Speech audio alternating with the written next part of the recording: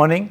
In the last class we looked at the solution for the dispersion equation, namely we called it as the diffusion equation, and we found that the solution to the diffusion equation was given by something like the concentration at any distance away from the source, wherein at the source you have a concentration, let us say Ci, let us say kilograms per meter cube, at a distance x from the source and at a time t away, and at a time t from the time that the source releases its particular concentration, well, the concentration C is equal to Ci into exponential of minus of the distance divided by under root of time, and we also had it multiplied by the diffusion coefficient, that means under root 2t, and the whole thing was minus x by 2 under root dt whole square. Now, we looked at this particular equation which we solved for the concentration at any distance x at time t, and we found, well, this equation is somewhat similar. It has the decaying characteristics of something like a Gaussian distribution, and we also found, well, if I have something like a distribution, let us say the distribution function divided by p as given by p is the distribution function p is given by 1 over under root 2 pi into the standard deviation into exponential of minus a dummy variable w divided by 2 into the standard deviation square. Now, this is the standard distribution function, and the standard distribution function which we always say is Gaussian is such that the area under the distribution function under the entire area from minus infinity to infinity is equal to 1. What does this signify? Let us say I have a distribution function which is sort of peaked over here, shown by the black line. All which shows is, maybe it is peaked, I have a standard deviation which is minus sigma on the left hand side plus sigma, the standard deviation is sigma. The area under this whole curve starting from here to here is 1. If I have a distribution which is sort of distributed, the peak comes down, like for instance the concentration sort of diffuses out, then what happens is that the diffusion is scattered. In other words, the standard deviation increases, but still the area from minus infinity to infinity is equal to 1, and this is what a probabilistic distribution function gives you. Now, when I look at the value of the concentration as a function of distance, as a function of t, I find if I can substitute, let us say under root dt by, let us say, sigma, or rather we said, well, if sigma squared is equal to, let us say, dt, then I can write this particular concentration as, let us say, the mass release at the particular source divided by under root 2 pi into the standard deviation into exponential of minus x squared by 2 sigma square. Rather, this particular diffusion equation which gives the concentration at a distance x at time t is somewhat similar to the Gaussian distribution function. Further, the distribution of the concentration taken from minus infinity to infinity, namely Cx dx from minus infinity to infinity is equal to q, and this is somewhat similar to this. Therefore, we said, instead of solving for this particular equation, and why we are scared to solve this equation in terms of d is the diffusion coefficient d, which was given in meter square per second. It's a function of let us say the turbulence, the medium, the wind velocities, the gust velocities, and it's very difficult to have a assessment of d and numerically solve this equation. Even in 1D it's difficult, and therefore, because the value of d depends on a host of parameters, but we found when we described the atmosphere, we were able to describe the atmosphere as saying atmosphere is unstable, atmosphere is stable. Therefore, we could get the experimentally the standard deviations from based on experiments, and then use this type of equation to be able to solve our problem. And having decided how to go about it, let us go to the next one. Here we see, well, I write this equation again. We said, well, the concentration at any distance x can now be written as, if I substitute dt as equal to sigma square, I have the mass which is released at the source divided by 2 pi sigma exponential of minus x square, and over the entire range, because I am talking of one dimension from minus infinity to infinity, the concentration when integrated gives me the mass over here. Now, this is in one dimension, but a diffusion does not occur in one dimension. It could occur along the x direction, it could occur along the z direction, it could occur along the y direction, and therefore, for a general problem, if I were to write my concentration as chi, and we said unit of concentration is kilogram per meter cube, that is what we considered since the mass release at the source is q kilograms, I can write chi as a function of x, y, z. All what I say is, well, q is released, I have under root 2 pi sigma x corresponding to the x direction, I have under root 2 pi sigma y, that means I multiplied by 2 pi into sigma y, under root 2 pi sigma z, and therefore I get 2 pi to the power 3 by 2 into sigma x into sigma y into sigma z into exponential. This was one term minus x squared by 2 sigma square. I have now the diffusion taking place in y, that is in the lateral direction, or let us say this is the x direction, in the y direction I have diffusion taking place. Therefore, along y I have the diffusion coefficient sigma y over here, which is the standard deviation in the y direction. I also have z square corresponding to the vertical direction 2 sigma z square.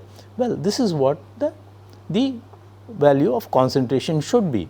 Therefore, if I can determine experimentally the value of the standard deviation sigma x, the standard deviation sigma y, the standard deviation sigma z, well, I can determine the concentration at any location x, y, z, and of course, the constraint comes from this, and this constraint was in one dimension. If I were to put it in all the three dimensions, well, I write concentration now as chi x, y, z at any point. I integrate out along the x direction from minus infinity to infinity, in the y direction from minus infinity to plus infinity, dz along this, and this gives me the total mass. Therefore, this is the final form of my dispersion relation, in which now if I can take into account the atmospheric stability and get the value of sigma x, sigma y, sigma z, I can find out the concentration at any x, y, z for the particular mass q at a given point, and this is what we will be doing today. That means, in this case I am considering q to be released at q kilograms of the substance or of the particular vapor or of the particular gas to be released at a point. Having said that, well, I further illustrate this over here.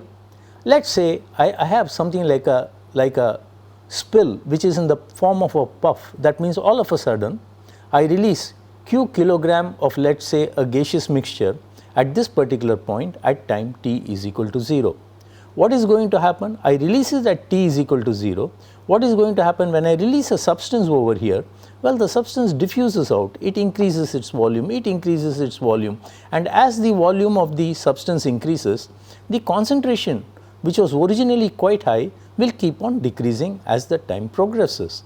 Rather, this is at time t is equal to 0. When I look at it, maybe at x increasing, y increasing, z increasing, the volume increases, and this is where I say, well, the volume has increased. Therefore, if I have something like a release of q kg at time t is equal to 0, I call it as something like a puff, just something released at time t is equal to 0.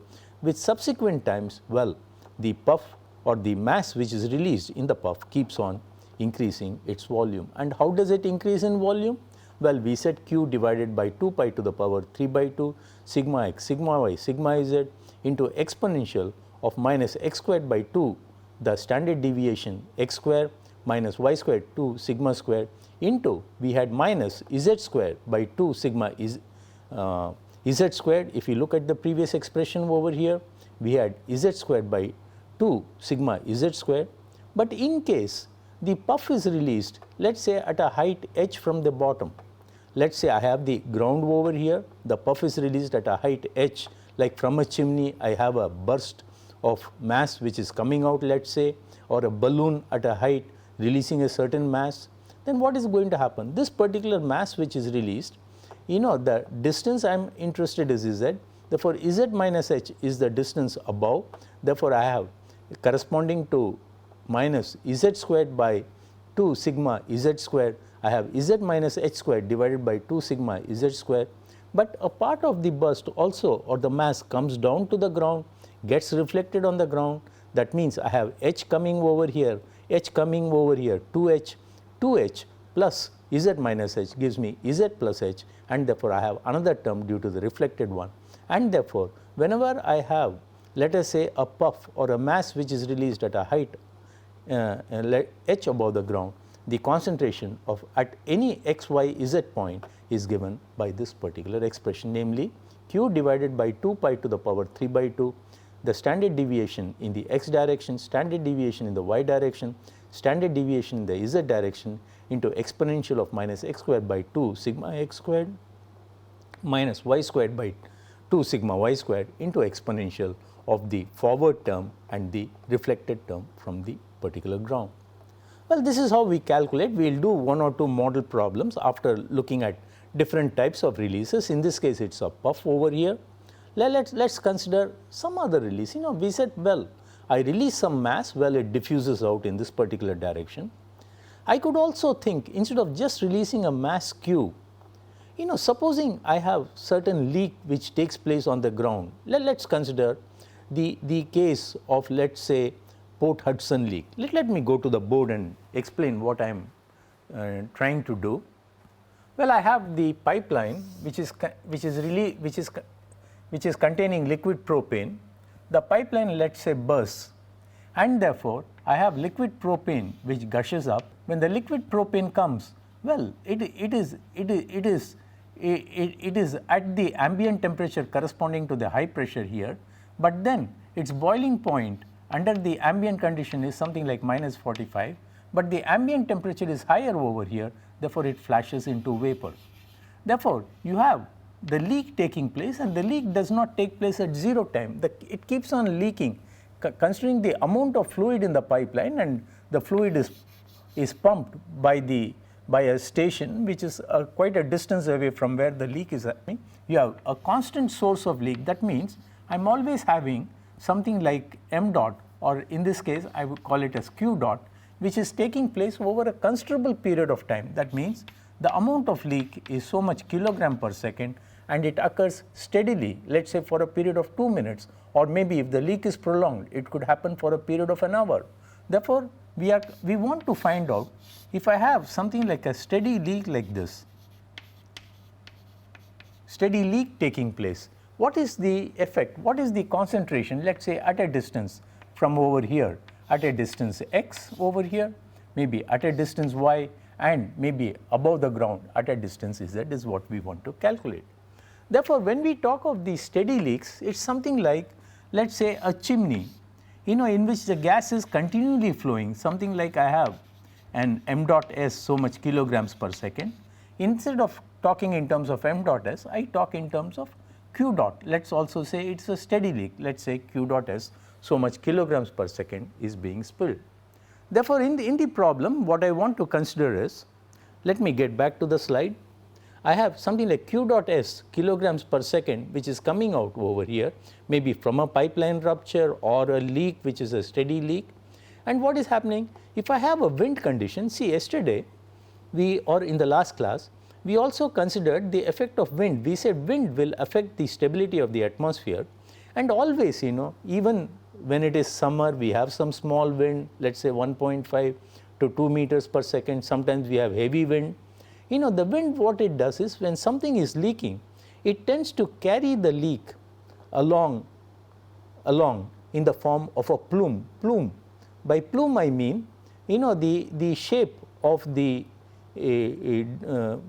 shape of the substance which is getting leaked out. That means the concentration of the particular substance which leaks out expands out in the form of a plume over here. Therefore, when I talk of steady release, namely Qs kg per second, I am looking at this particular plume, and this particular plume is carried by the particular wind velocity. Just like I had an equation for a puff, I would like to have an equation for the steady release which takes place due to a consistent leak. It is not just once I release a mass and keep quiet, but a leak continues for quite some time. Therefore, to do this problem, Well, I have to again focus on the coordinate system. Well, I have maybe the height at which the leak occurs is given by the small h value, and because there is a particular velocity with which the leaking gases are propelled forward, well, it comes forward, it reaches an effective height h, and over here the effect of the initial velocity is lost. That means I am considering a gas whose molecular mass is near to the molecular mass of air. It is being released, it has an initial momentum, it comes to an effective height h, and when it reaches an effective height h, well, the wind takes it off, and if the direction of the wind is in a particular direction, let us say x direction, you know, the wind takes the plume or the leaked gases away, and what happens is when the wind is taking it away, let us say in the x direction, I show the wind direction is x, I have the lateral direction over here which is the y direction. Along the y direction, maybe initially along the center line over here I have maximum concentration, and along the lateral direction, well, the mass diffuses out or disperses out, therefore the concentration is maximum along the center line, and then the concentration decreases along the negative y direction, decreases along the positive y direction, and if it still further increases, well, the concentration further diffuses like this, further it diffuses, the center line concentration diffuses, and the concentration along the lateral direction diffuses. Similarly, you know, when the concentration is released over here and the wind is taking it forward in this particular direction, maybe in the vertical direction also, you know, in the vertical direction, well, the mass is released over here, in the direction downward, well, the concentration is lower, at the center line, well, the concentration is maximum, well, above it, well, the concentration decreases, and you have something like a Gaussian distribution here. As the steady release progresses forward, well, the concentration becomes something like this, well, it becomes even shallower like this, that means the standard deviation keeps increasing, and this is how a steady release changes its distribution in the lateral direction, changes its distribution in the vertical direction, but along the wind direction, well, it is just carried forward by the wind. Therefore, there is not much of a distribution because we are talking of the direction along the wind. Let me clarify it through another figure over here. Well, I have the height of my release, which is a steady state release corresponding to q s dot over here.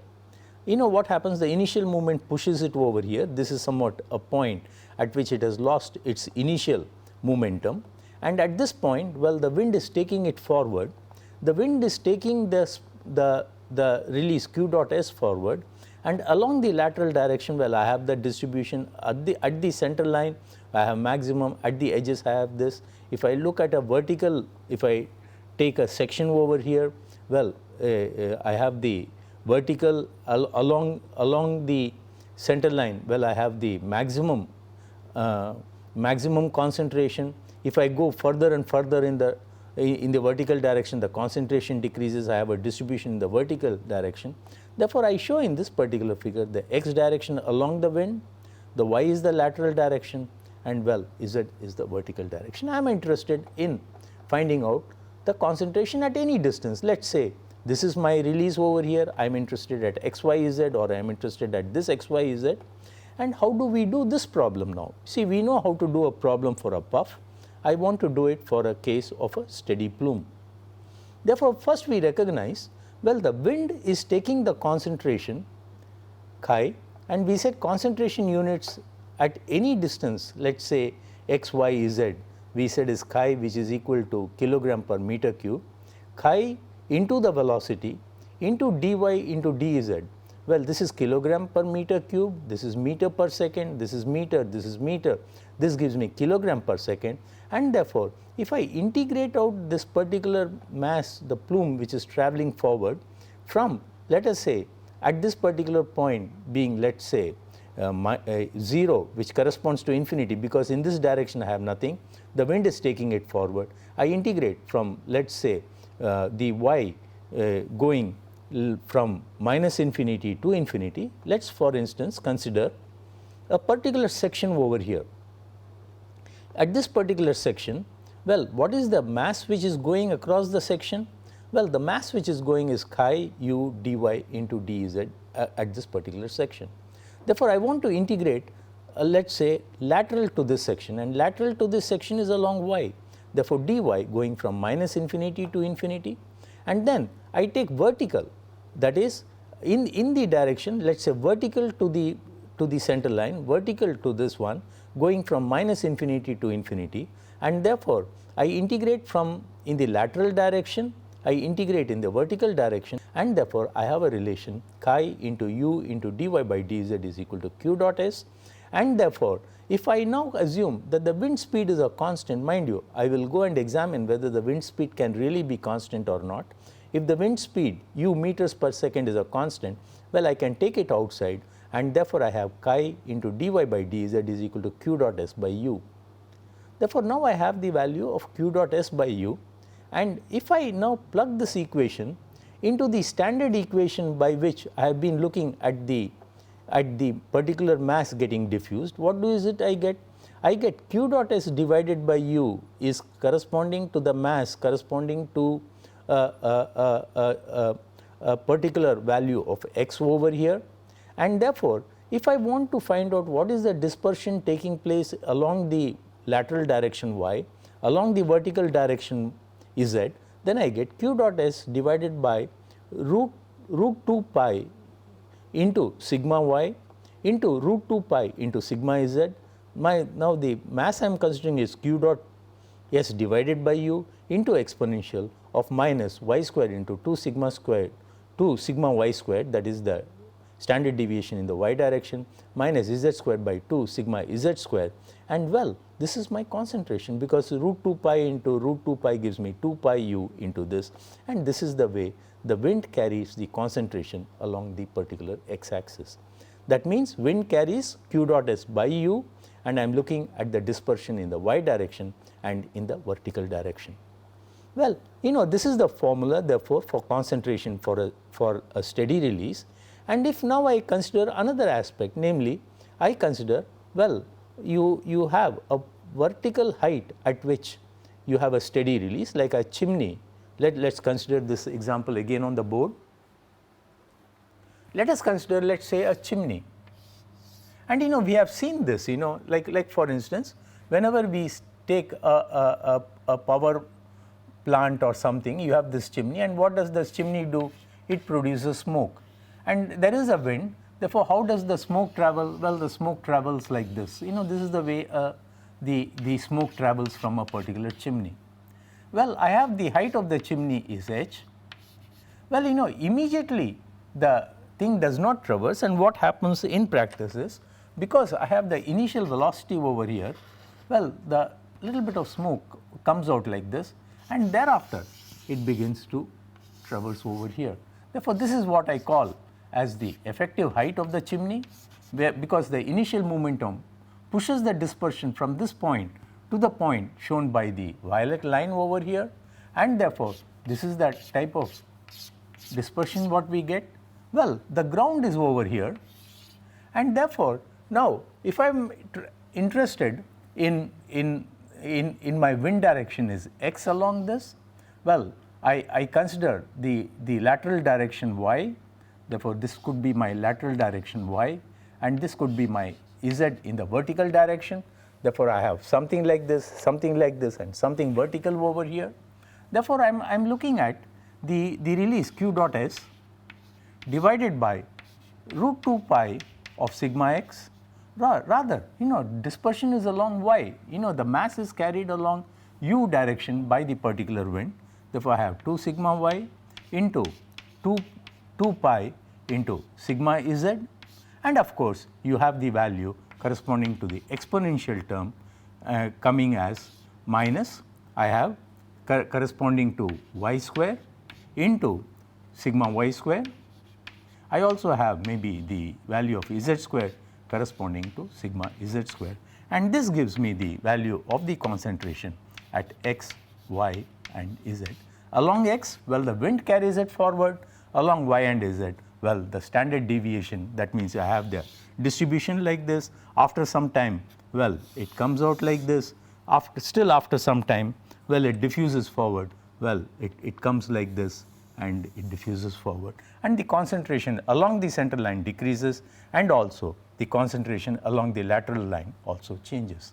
This is the type of model we have, but if I have something like an effective height is what I showed there, h over here, I again get, just like in the case of a puff, I have the one which is forward, the one which is reflected, and therefore, when I have dispersion at a point x, y, z from a release which takes place at a height h above the ground, the value is q dot s divided by 2 pi u divided by 1 over standard deviation y corresponding to y, and corresponding to the z term over here, I get the forward thing which corresponded to z square, namely now my chimney or my height of the release is h, I have z minus h instead of z, and I also get the reflected one goes by h, comes back by h, 2h by z minus h plus 2h is z plus h, and this is the reflected one from the ground. And this is how we calculate the different values, and all what we have done is we have shifted the problem from trying to solve the diffusion equation to trying to find out what is the value of the standard deviation y, standard deviation z, and these are all experimentally determined and can be determined quite well, and tables are available. I will come back to this. And if I were to still focus back on the particular problem, well, this is the height, this is the value of concentration at x, y, z when the height of release of the particular steady value of the leak is, let us say, q dot s. It is given by this. If I am interested along the center line, that means for y is equal to 0, and on the surface of the ground, namely z is equal to 0, and what is it I do? I substitute y is equal to 0, in which case this factor becomes 1. I substitute z is equal to 0, in which case I get minus half h squared by sigma z square, plus I get z is equal to 0 plus exponential of half into z plus h, that means 0, that means exponential of h squared by sigma z. This gives me 2 times the exponential of h squared by sigma z square, and the expression now becomes the first term, the q dot s divided by pi u sigma y sigma z into exponential of minus h squared by 2 sigma square. And what is the difference from the previous one? Let's go back. You know what is happening?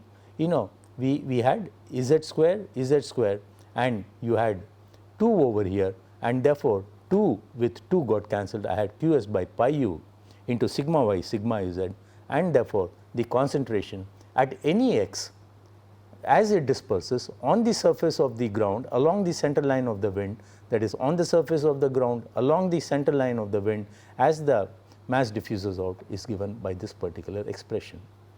See, why is it we do not get a sigma s term? Because the wind is taking it forward, therefore no sigma x is required.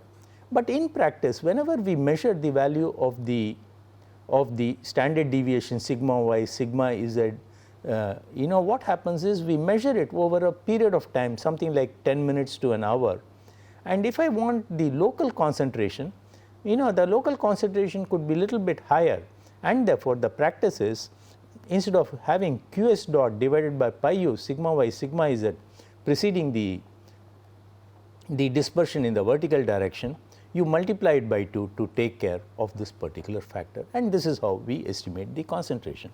Well, we will do a problem, but before I do a problem, you know, we must be clear, how do we get the value of sigma y and sigma z for a steady release? See, we have already done something earlier, and let us see what did we do in the last class. We discussed about the diffusion or the dispersion of gases, and what did we tell? Well, atmosphere is not that easy to handle. We said, well, atmosphere could either be very unstable. When we say unstable, we meant that the temperature above the surface of the earth decreased. We also said, well, there could be an inversion, atmosphere could be stable.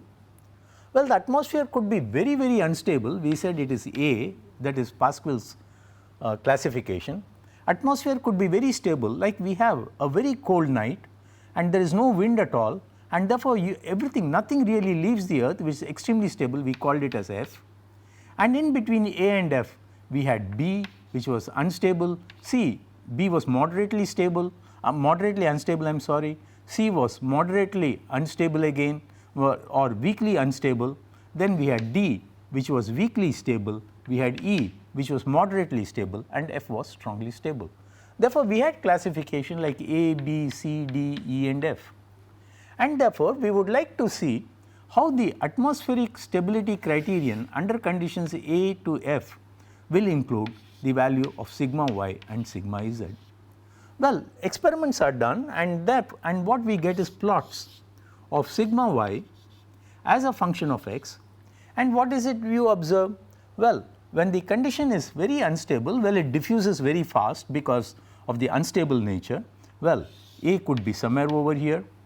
Well, for the condition F, well, the condition F could be somewhere over here because it is not able, the atmosphere is stable, it is not able to diffuse out, it comes back to the original point. And in between these two lines, we have for the different conditions, well, I could have maybe B over here, maybe I could have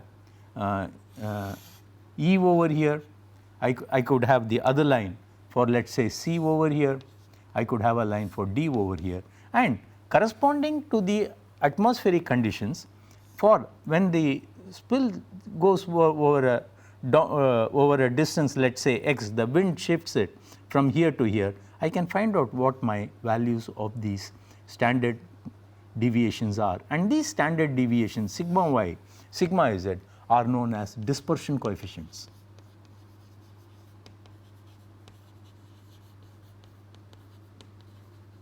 We determine the coefficient sigma y, and similarly we also determine the sigma z values, and these are available both as plots and as equations.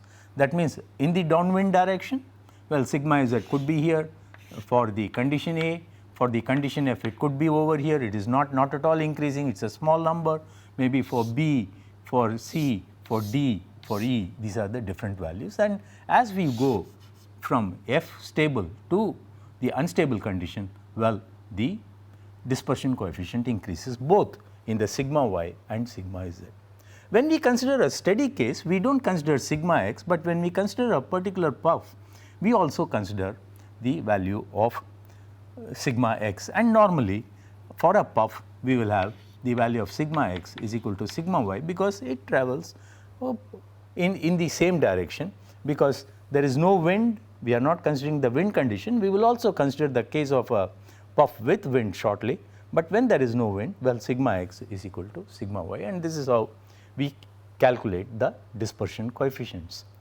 Now, there is one problem though, like for instance, all of us are used to living in an urban environment, that means in a city, whereas in a village which we call as a rural setting, well, the conditions could be different. In a village, everything is open, you have open area.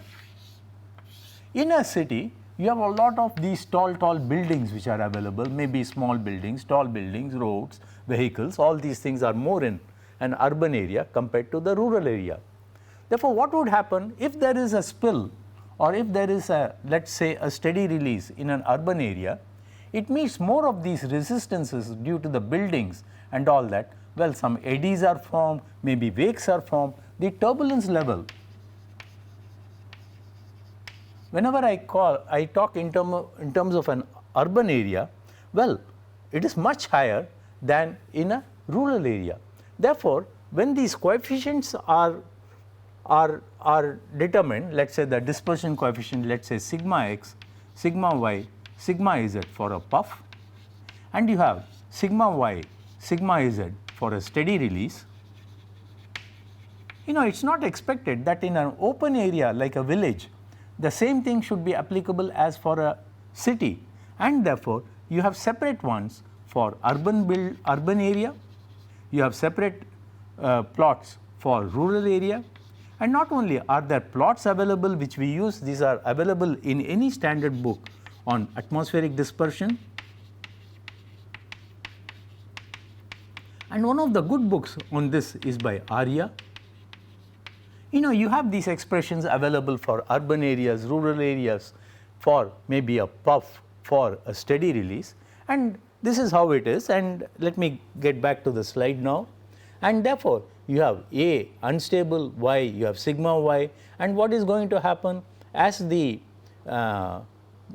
puff or the steady release keeps increasing in distance? Well, it keeps initially it has a small dispersion coefficient, and thereafter it diffuses, comes over here, the value of sigma increases, it goes still further, the sigma value increases, and this is how the standard deviation or the dispersion coefficient changes. And these are all measured for different conditions of the atmosphere: stable atmosphere, unstable atmosphere, different degrees of unstable and stable atmospheres. So also sigma z is measured. I did this on the board, and again you have the value of sigma z changing with respect to the direction along which the steady release propagates.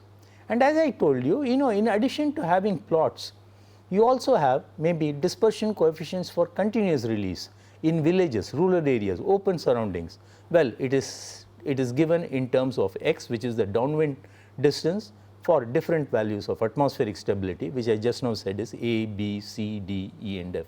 Well, F is most stable, A is most unstable, and these are the coefficients. And immediately you see for the value of most stable, well, the value of sigma y and sigma z are very much greater than if it is stable. That means in a stable environment, the diffusion is very much less, and therefore similarly you have for the value for urban. Earlier in the last slide I showed it for villages, maybe for towns and cities, because you have blockages of buildings and enhanced turbulence. Well, atmospheric stability or the values of dispersion coefficients at different conditions of atmospheric stability. Here you have a condition between A and B, between E and F, because what is happening is, B also in an urban setting makes it more turbulent, and therefore the coefficients are stipulated between A and B, that is for both A and B is there for E and F, this is the value. Of course, different authors give different estimates depending on the type of experiments they use, and this is how we estimate. Now, the last point which I want to cover in this release is, we talked in terms of a puff being released in a medium in which there is no wind. Now, supposing I release q kg at time t is equal to 0 and you have a wind direction. Therefore, what is it I have? I am talking of my release with respect to the wind. Therefore, in the frame of reference of the wind, my x direction is x minus ut, and therefore, I just modify x. You recall when we had a puff, you had q divided by 2 pi 3 by 2 sigma x sigma y sigma z exponential of minus half into x squared by sigma x squared plus y squared by sigma y squared. This should have been, yes, I have taken the minus sign over here, I have taken the minus sign, therefore z by sigma z squared, the 2 sign is also taken out, and now instead of x in the frame of reference of the wind, I have x minus ut square, and therefore my dispersion coefficient at x corresponding to x minus ut, y, z and time t is given by this particular relation. Well, you can use this, and as I said, for a puff, well, normally sigma x is equal to sigma y, A most unstable condition, F the most stable condition, dispersion coefficient along x and y, which is nothing but standard deviation. Similarly, sigma z for condition most unstable, most condition, we have a series of lines which are all available to us. Therefore, this is all about atmospheric dispersion, but the problem which we have considered so far is, we considered only the case of a neutral gas. That means the gas which comes out is same, the molecular mass is same as the molecular mass of air. But supposing I have hydrogen, which is a very highly buoyant gas, low density, and let us say from the chimney it is pushed out. Therefore, what is going to happen? It is pushed out a distance from the height of the chimney or height of the release to a larger height depending on its buoyancy and also the initial momentum. Therefore, in such problems, it is necessary for us to be able to precisely calculate the height at which a neutral gas, namely diluted gas of the buoyant gas and air, is being formed, which thereafter I can use the regular formula for dispersion. But to be able to do that, we define something like a Froude number, and Froude number is something like the density effects, that is the weight of the gas, divided by buoyancy effects, we call it as densimetric Froude number, and we estimate that when I talk in terms of ZH, if I have a Froude number, if I have the height of the release given by the diameter of my particular release is equal to 1.1 Froude number, well, it is dominated by momentum. If ZH is greater than around 5.6, it is dominated by the particular buoyancy, and we can estimate this particular height from this height. Well, the spillage takes place after some time. Well, we want to form a neutral gas, that means the gas does not have any buoyancy left in it, it is a mixture of air and the small amount of hydrogen which then diffuses forward.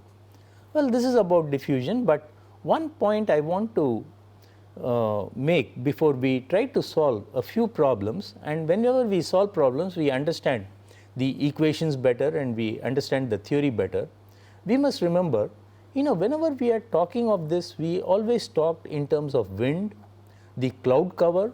The cloud cover, we say insulation is the radiation which comes on it. Maybe if I have cloud, the insulation on the ground is moderate, and we categorize the entire atmosphere in terms of A, B, C, D and E, and also a very stable condition F, and this is how we did the problem. Therefore, we will do some problems in which we will be able to specify, given the question whether it is a winter day or a winter night or a summer day, hot summer day, we will be able to find out these coefficients and do the problem. But we must also remember there are some limitations in this. The limitation is, we are talking of, for a steady heat release, we stipulate the direction along the wind, which means the problem is not very steady. The wind direction is always not a constant. You go and stand outside, sometimes the wind is blowing, sometimes the wind is not blowing, suddenly the wind changes in direction. Therefore, since we do the problem along a wind direction which we assume to be constant, well, we are prone to making mistakes. We also assume that the wind speed is a constant, which may not be the case, because the wind speed, you have gusts, you have turbulence, you cannot have constant turbulence in the wind speed, therefore it is subject to errors. We also presume that as the plume is moving out, let's go back and look at this particular issue. As the plume from a steady release is moving out, we said, well, the mass of plume at this particular section is same as mass of plume at this section. That means the mass flow rate of the plume remains constant, which need not be the case, because we will have, because of rains, there is some washout of some substances, because of chemical reactions it gets consumed, these are not accounted for. In addition, even though we talk in terms of dispersion coefficients for, let us say, urban surroundings and rural surroundings, well, the wakes should have been wakes, ADs are not adequately modeled. Therefore, you do have a host of limitations, but we must remember the different aspects of atmosphere are included in this particular study on atmospheric dispersion. And therefore, having said that, let us quickly do one or two problems such that we understand the theory a bit better. Let us start with a small problem, and the problem what I consider is a problem involving a puff, a problem involving a steady heat release. Let us consider this problem of a puff. Let us say half kg of ethane is released at ground level. This is my ground. A half kg is released on the ground as a puff. Now, the wind speed given to me is 2 meters per second. It is also told that the release happens on a very hot summer afternoon. When I say summer afternoon, maybe it is almost midday, the sun is shining almost vertically above the particular place where the release is happening, and there is no cloud cover at all, it is a clear sky. Since it is a very hot summer afternoon and you have the vertical insulation available to me, well, the condition of atmosphere on that day is going to be A. Now, the problem which I am asked is, when this half kg of ethane is spilled over or is released as a puff, I want to calculate the concentration at a distance 50 meters away. Here at 0 time I have half kg.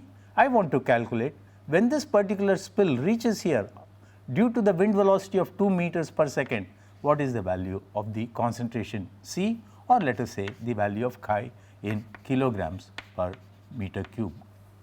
Therefore, we immediately go back to our tables, and if I go back to this table, I look at the puff tables for sigma y, sigma x is equal to sigma y, sigma z. This is also known as Pascal-Guilford tables for dispersion coefficients, and the values given are, if I look at the tables,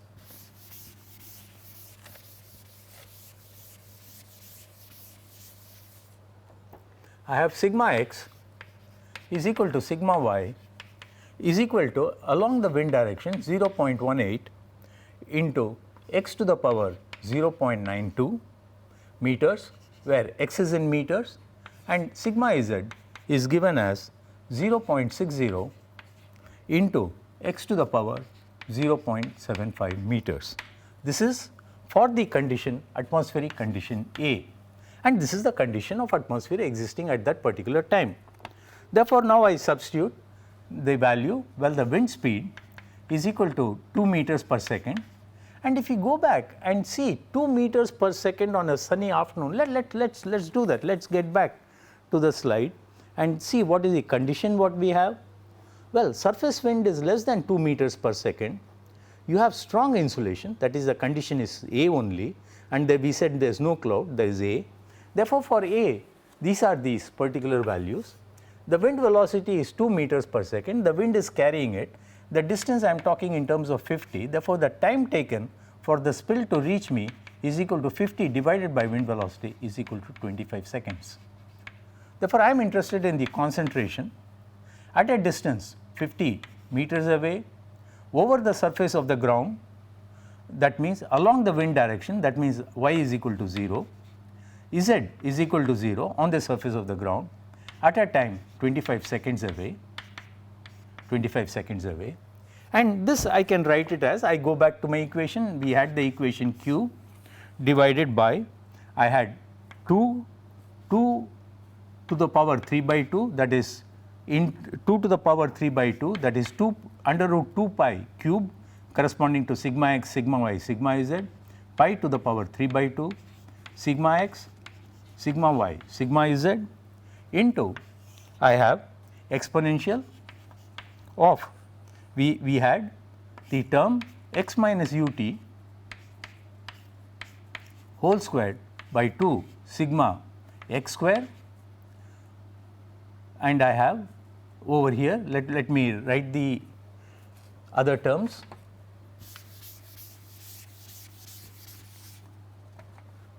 I have minus y square divided by 2 sigma y square minus z square divided by 2 sigma into z square.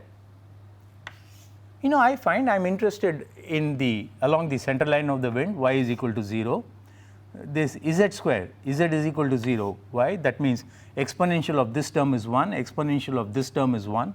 I have x minus ut. Therefore, I am now referring to x with respect to ut. Ut is 25 into 250, this becomes also 0. Therefore, this term becomes 0, and therefore, at a distance, let us say of, we are talking of x minus ut, which is equal to 0. Essentially, this corresponds to 50 meters into 0 at 25 seconds is therefore equal to the steady release. I said half kg is released divided by 2 to the power 3 by 2 into pi to the power 3 by 2 sigma x, sigma y, sigma z. When I look at the expression for sigma x, sigma y at x is equal to 50, I substitute here over here 50 meters. This expression comes out to be equal to 6.58 meters.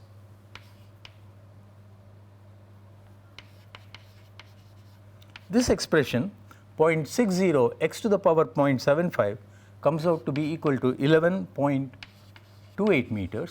Therefore, I substitute the value, and I also know sigma x is equal to sigma y, and therefore, this becomes into 6.58 square into 11.28, and this becomes equal to if I calculate, it is 0.26 into 10 to the power minus 3 kilogram per meter cube.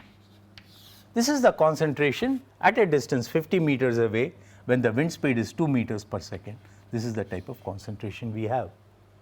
Now, supposing I wanted to do the same problem, let us say instead of specifying a very hot summer afternoon, I specify that maybe this release takes place on a very, very cold night, in which again I say, well, cloud is very, very small amount of cloud is available, and also the wind speed is very low at the same value of 2 meters per second.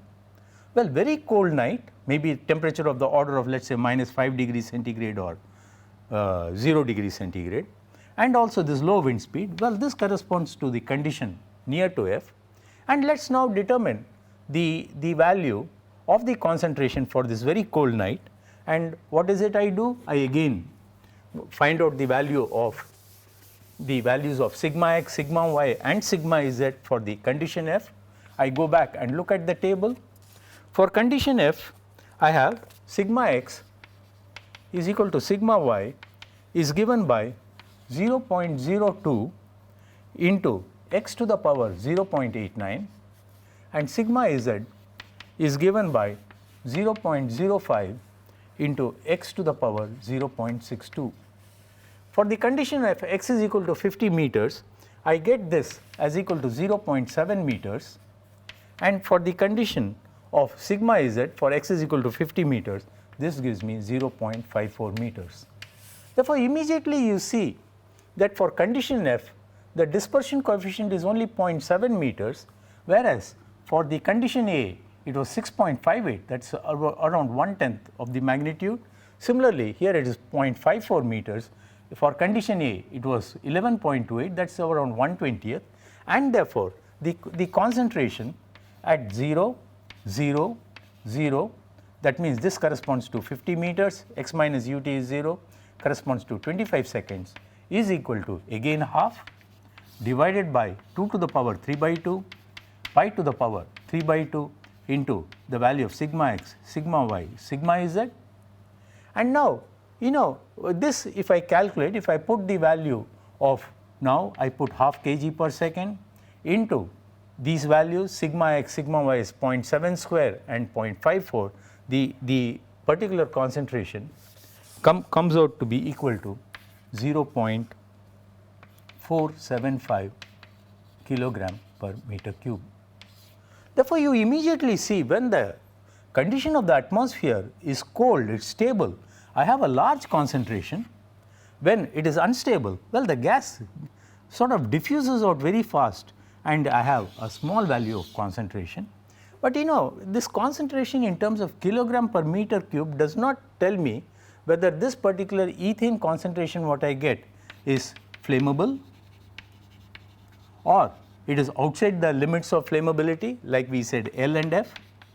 And I can always consider this, I can always convert the concentration into volume of ethane, that is volume of fuel divided by volume of the mixture. And how do I do that?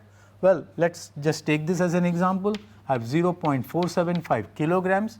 If I take ethane, I have C4 ethane, that is C2 H4, that is 24 plus 6, the molecular mass is 24 plus 6, that is 30 grams per mole. Therefore, when I talk in terms of 475 kilograms, I have to divide it by 0.03 kilograms per mole. This gives me the number of moles.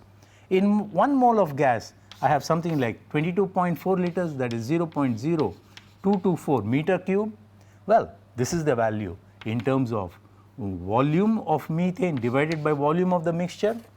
And well, if I calculate this out, the value comes out to be something like 0.36, or rather 36% volume of methane divided by the volume of the mixture, and if I calculate this value, well, it is a very small number equal to something like 0.0194 percentage volume of methane in the volume of the gas. Well, this is clearly not flammable, but this is something which is somewhat even fuel rich, and that means it will get into a flame, or rather this could explode provided little more dispersion takes place. Well, this is the way we calculate. In the next class, what I do is I will take 2 more model problems, because we must know how to solve these problems.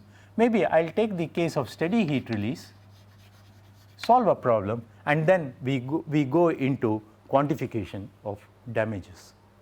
Well, thank you.